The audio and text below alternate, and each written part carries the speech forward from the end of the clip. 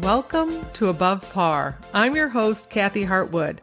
I show you how to take more of your talent to the golf course without practicing harder, taking more lessons, or buying new equipment. I show you how to end the frustration of underperforming so you can start playing to your potential. This is where you are going to learn how to think above par so you can play below par. Let's get to it.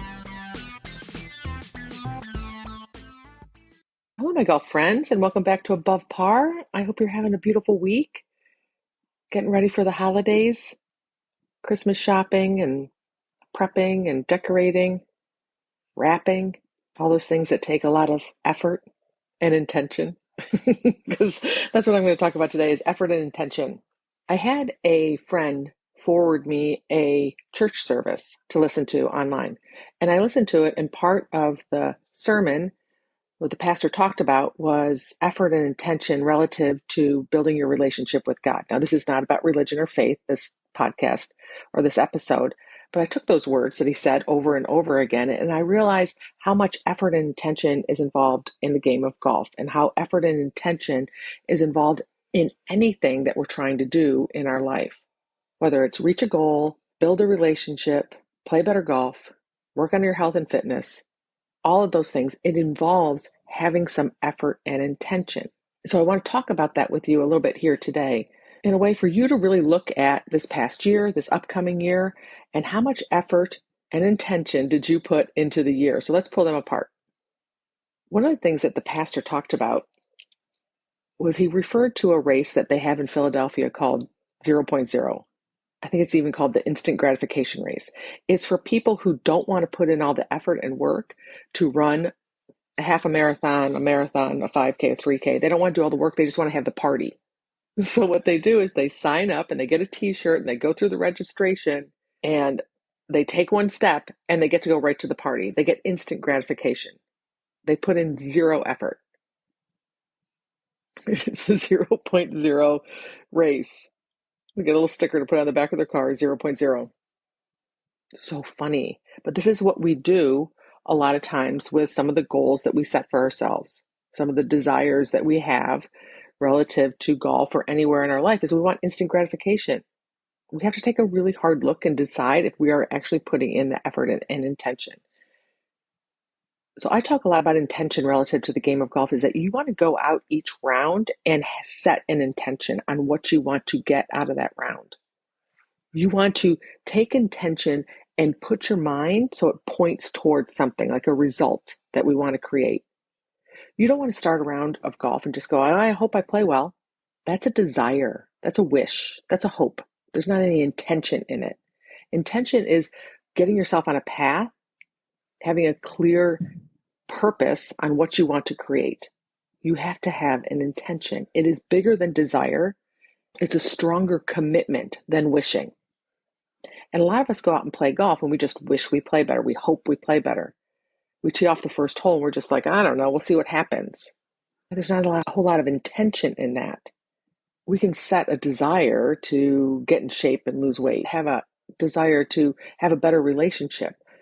That's just a wish. An intention is a stronger commitment. We're going to decide we're going to do it. We're going to set ourselves on this path, and this is our intention.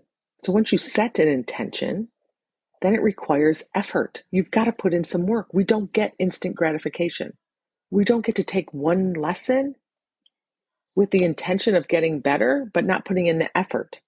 When I taught golf all the time, I would have students who took lessons from me on a regular basis, and they would come back to me and tell me either how they didn't get better, maybe they struggled a little bit more, and I would ask them, what did you work on? What did you practice?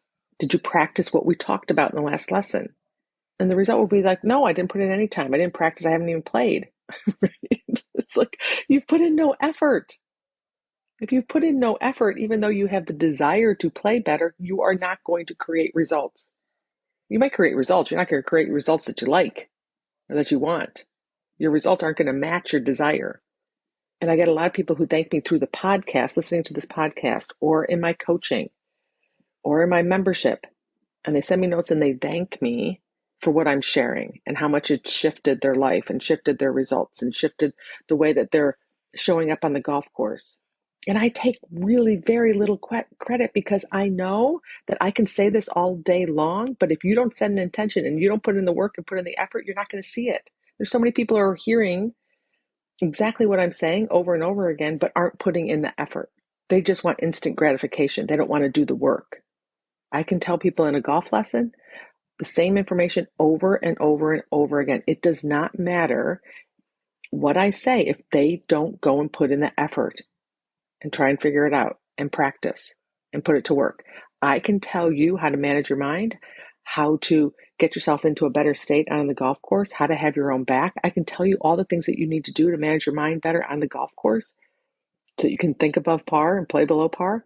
It doesn't matter unless you put in the effort, unless you set the intention that you actually want to change and you want to create a different result, and then you put in the work and the effort.